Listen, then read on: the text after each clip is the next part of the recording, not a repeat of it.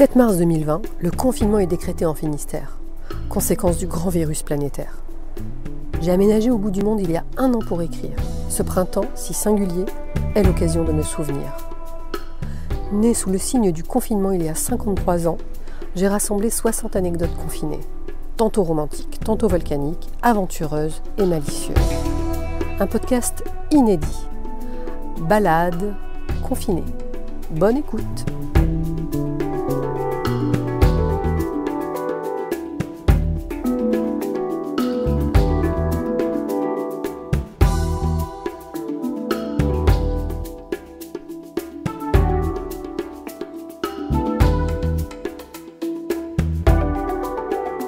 Épisode 3. Confiné dans la contre-allée.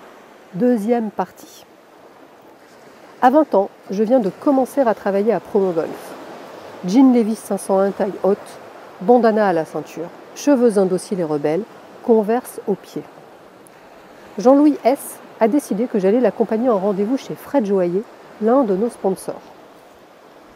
La veille, il m'a mise en garde. Elsa, demain, tu viens avec moi renégocier le contrat chez Fred Joaillier. On a rendez-vous avec monsieur Fred Joaillier en personne rue Royale. Alors pour une fois, habille-toi un peu, coiffe-toi, fais un effort, tu ressembles à une hippie. Surprends-moi. Avant, j'ai un déj au Cercle Foch. Tu viendras me retrouver à 14h devant l'entrée dans la contre-allée. Tu prendras une Peugeot de société. Moi, j'irai en taxi et on rentrera ensemble. Le lendemain, j'avais sans doute une jupe. Une veste, peut-être même. Des ballerines. Les cheveux attachés. Bref, un air de working girl qui ne m'a jamais correspondu et qui m'emprisonne. J'aurais bien aimé emprunter l'une des Peugeot de société comme prévu.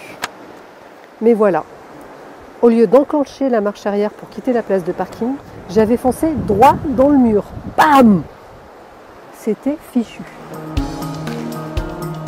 En une fraction de seconde, j'avais décidé de rejoindre Jean-Louis avec mon auto Bianchi Abarth. J'avais perdu déjà beaucoup de temps. Nous réglerions cette affaire de tôle défoncée en rentrant. J'étais arrivée en avance dans la contre-allée de l'avenue Foch. C'était la première fois que je m'y rendais. J'attendais, fenêtre ouverte, clope au bec. Je fumais beaucoup alors. Des Rothman rouges ou des Lucky Strike, comme les cow-boys et ceux qui attendent leur heure. Le bras dépassait négligemment de la portière. J'écoutais les bruissements de la ville, les klaxons tumultueux du rond-point des Champs-Élysées, les oiseaux de cette portion plus calme, musique à fond. Un type nonchalant en Jaguar s'était garé devant moi sans manœuvre particulière. Il était sorti de sa type S pour venir à ma rencontre. C'est combien ? J'hallucinais que ce type se préoccupe de savoir combien coûtait le stationnement. Je supposais que cela n'avait pas d'importance pour lui.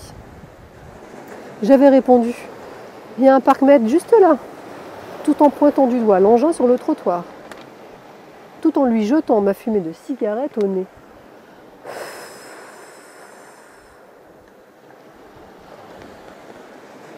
Il avait formulé un râle inaudible, était remonté dans sa bagnole et avait démarré en trombe. Pas plus de 2 secondes s'étaient écoulées qu'une autre voiture se garait devant la mienne. Mercedes rutilante. La scène allait se reproduire à l'identique. Un type sortirait de son véhicule, se pointerait jusqu'à moi. C'est combien ? Ma réponse le consternerait, il repartirait. Jean-Louis était enfin arrivé. Wayfarer sur son nez bronzé, polo Lacoste rose, un autre sponsor, pull Glenmuir, encore un sponsor, pantalon à pince Cheruti et encore un, mocassin à gland Church. Il avait avisé mon auto Bianchi, que je n'avais pas eu le temps de lustrer et qui empestait le tabac froid et chaud. Son visage s'était fermé. « Elsa, c'est quoi cette caisse pourrie ?»« Bah, c'est ma voiture, tu la connais. Mais ce n'était pas... Oui, en fait, Jean-Louis, il y a eu un souci avec la Peugeot, tu verras. » Il avait levé les yeux au ciel, soufflé, mais n'avait émis aucune parole qui n'aurait fait que rajouter de l'agacement à l'irritation. J'avais démarré. Il marmonnait entre ses dents, crispé. Pour moi, le sujet était clos. Et ton déjeuner, c'était bon? J'avais demandé l'air de rien. Avait-il grommelé. Au fait, tu sais quoi? 2 types viennent de me demander combien c'était de se garer ici. Pas malin, franchement, le parc-mètre est juste là. Jean-Louis avait tourné son visage consterné vers moi, ôté ses Ray-Ban. Elsa, cette contre-allée, c'est celle des putes.